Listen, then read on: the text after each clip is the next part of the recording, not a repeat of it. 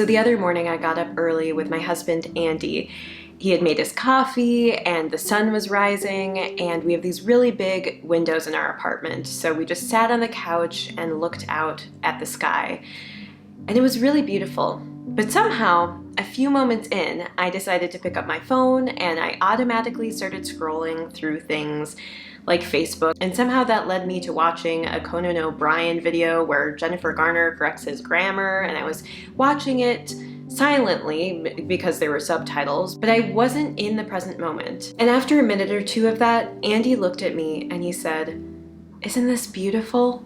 He brought my attention back and he said, "You know, Aylin, because of actually some of the things you've said in your videos about being in the moment and appreciating what's most important in life, I decided to delete my Twitter app from my phone. And I'm really glad that I did because I'm able to be more in the moment.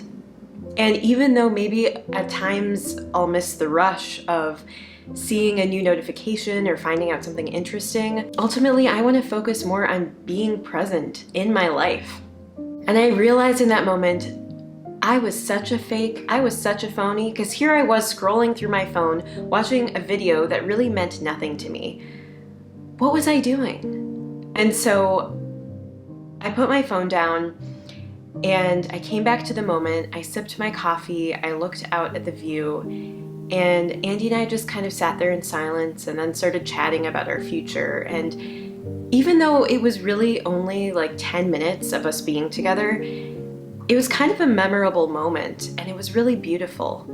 And that 10 minutes, I think, felt way longer because we were actually experiencing it. And so that moment got me thinking, and it made me realize I need to make a video about slow living because it's something I want to focus more of my energy on. And like I said, you know what? I can get caught up in the moment by articles that pull me in, by videos, by all sorts of things that take me away from the present moment.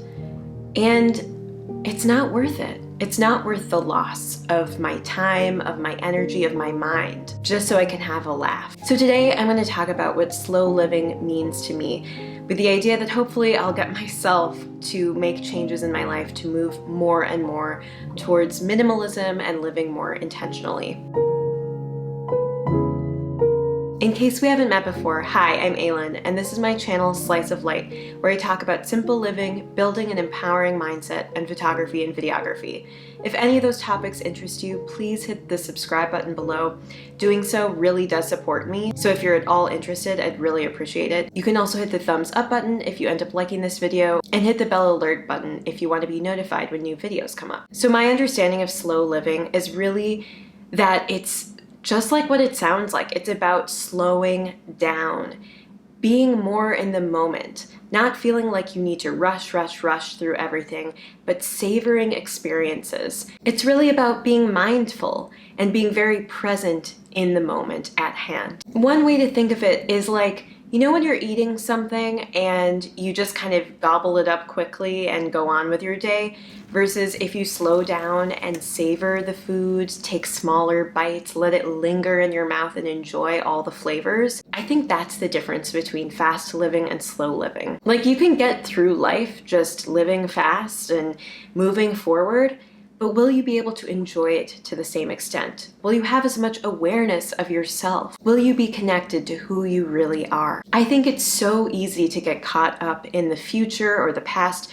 For me, historically, I think I've been always future oriented. I'm always planning. I'm always worried about what's going to come around the corner in life. And I overplanned. I overplanned to an extent that there were times that I felt like I had to follow a certain path or road because it was the path that I had forged, even though I didn't know if it was quite the right path. And I think more recently, over the past handful of years, I've realized that maybe I can forge a new path, or maybe the planning kept my focus away from the things that really matter. And it kept me from actually enjoying the current moment. If I'm always thinking about the future, how do I ever enjoy the present?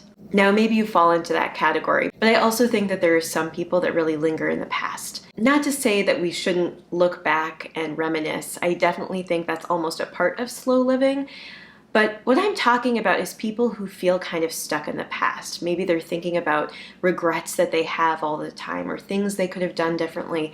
Maybe they're feeling high levels of guilt. And of course, guilt in some ways is a healthy, normal emotion, but it can get to a point where it actually keeps you from growing and becoming the full person that maybe you desire to be. I think that the idea of slow living also has some connotations about living more sustainably, being more aware about the environment, and I definitely think that's a component that I want to be more focused on moving forward and thinking about. I will say at its core, it's really just about being in the moment and living just that much more intentionally. And so then you might ask, well, how do I live more slowly? What does that actually mean? What does that look like? And I think that it might look different for different people. I'm not here to tell you how to slow down your life, but I definitely think it might mean scheduling less into your everyday schedule, leaving time open for just being in the moment. Something else I've also thought a lot about is just the fact that time is all perception. Yes, there's objective measurement of time, like seconds, hours, days, but if you think about it, haven't you noticed how there are days that just go by so quickly, and then hours that can go by so slowly? And as I've mentioned before on this channel, I think time is so precious. It's probably the most precious commodity we have. But if there's a way to make more use of it, of actually extending the time we have, at least in our perception of it, then our lives can become more rich and full. As someone with a background in psychology, I've learned so much about even the neuroscience and how our brains work, and that a lot of what we perceive is guesswork done by our brain. Like actually a lot of what we see or hear is extrapolation that our brain knows how to make. Our brain is actually shading in the experiences that we have in an automatic way.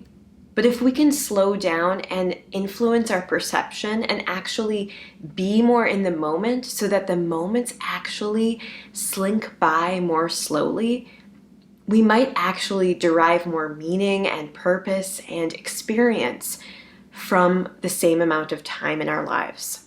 Now, maybe some of that sounds a little bit kooky, but I mean, do you know what I'm talking about? Where time does slow down when you're really in the moment and experiencing it in a meaningful way. I want to be able to look back at my life and think to myself, wow, I really made the most of it, rather than just letting it sort of pass me by. And so the question then becomes, how do I do that? How do I live more intentionally and slowly? I think the number one thing is self-monitoring, of paying attention to what you're doing, of checking in with yourself regularly to make sure that you're in the moment. To take note when you start reaching for your phone automatically or checking emails excessively. Maybe it's telling the people around you to help remind you to be more in the moment when it seems like you're thinking about other things or focused on your phone. Another strategy might be changing how you schedule your time.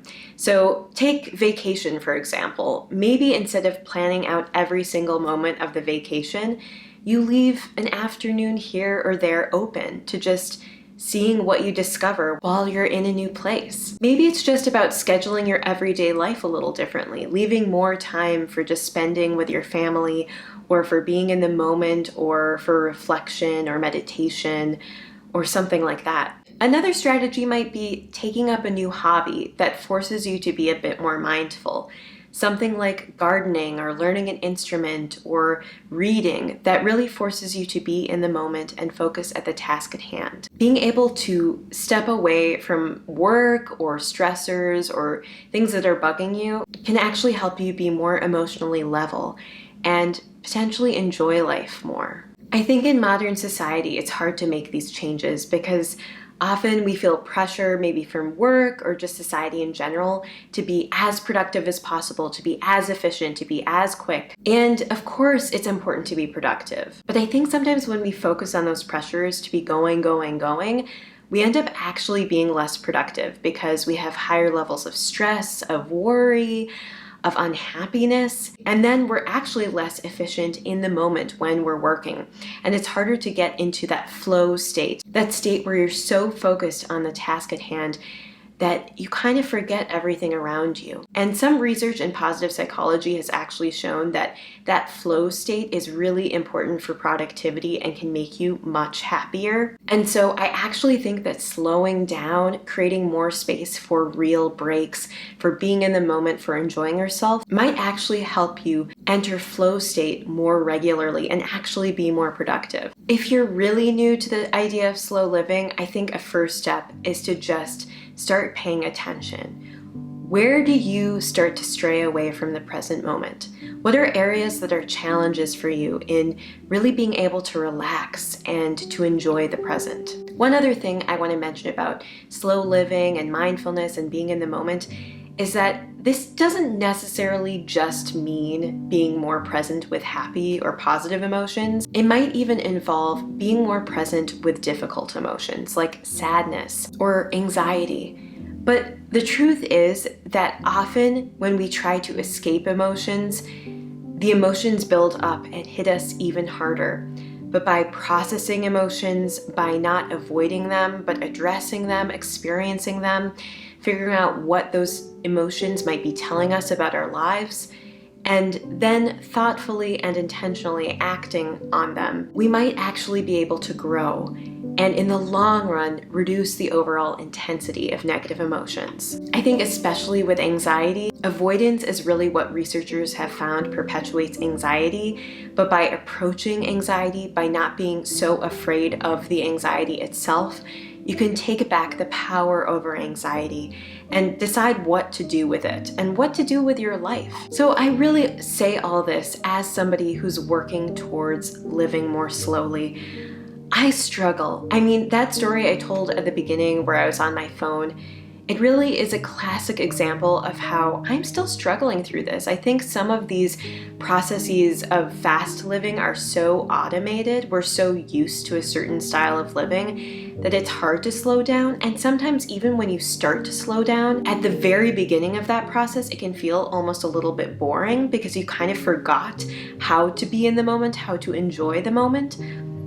But I really think that as you start to practice it more, it's easier and easier to slip into this feeling of peace and of really being in the moment. But it does take practice and effort and thoughtfulness and awareness. So I'd encourage you to give it a try if it's something that sounds interesting to you. And I'm definitely interested and open to hearing ideas about how you've tried to inject slow living into your life and what strategies have worked for you. So that's really all I have to share with you today. But I really appreciate you taking the time to watch this video, and maybe this is even a sign to go spend some time being present in the moment and enjoying the day ahead of you. Hopefully I will see you in the next video, and I hope you have a wonderful rest of your day. Bye.